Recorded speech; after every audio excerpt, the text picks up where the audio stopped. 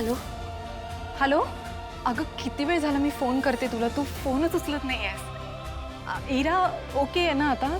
नाही म्हणजे सकाळी ती रडत होती म्हणून तुला विचारायचं होतं फक्त. ती त्रास देत नाही आहे ना तुला? ती ओके आहे ना? ती आसपास आहे का तुझ्या? तिला व्हिडिओ कॉलवर माझ्याशी बोलायचं आहे का विचार ना, मी लगेच व्हिडिओ कॉल करते.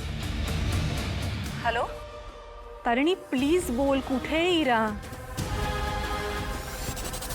अगं ती ती ती ठीक आहे ना? मला टेन्शन आलंय, बोल ना, काय झालंय तिकडे? सगळं ठीक आहे ना? ताई ते इरा हां मी इराला घेऊन गार्डनमध्ये आले होते. ती खेळत होती ताई आणि तेवढ्यात काय? तारिणी प्लीज बोल, तेवढ्यात काय? काय झालंय? इरा ठीक आहे ना? तिला तिला काही झालं नाहीये ना? ती तुझ्या बरोबरच आहे ना? बोल.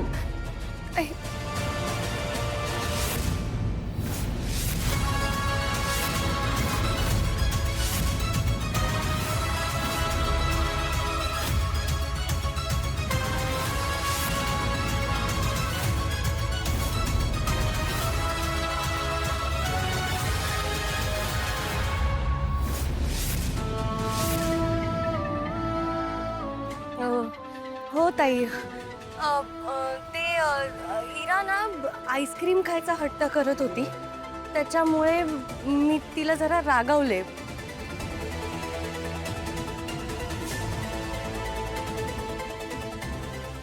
ओके ओके ठीक आहे. एवढंच ना? बाकी काही नाही ना? मला वाटलं तुम्ही मला रागवाल म्हणून मग मी जरा. अगं मी कशाला रागवेन तुला? तू इराला चांगली गोष्ट शिकवतेस, मग मी का रागवेन?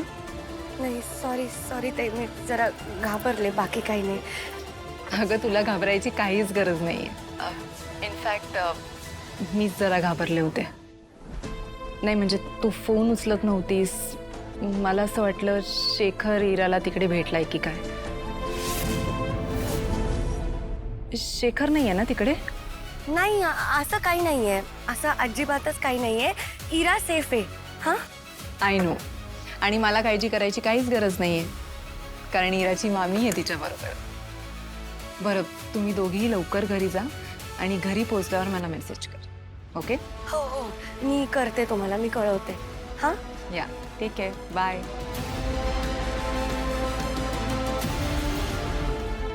सर काय आहे? I am so sorry Tarini.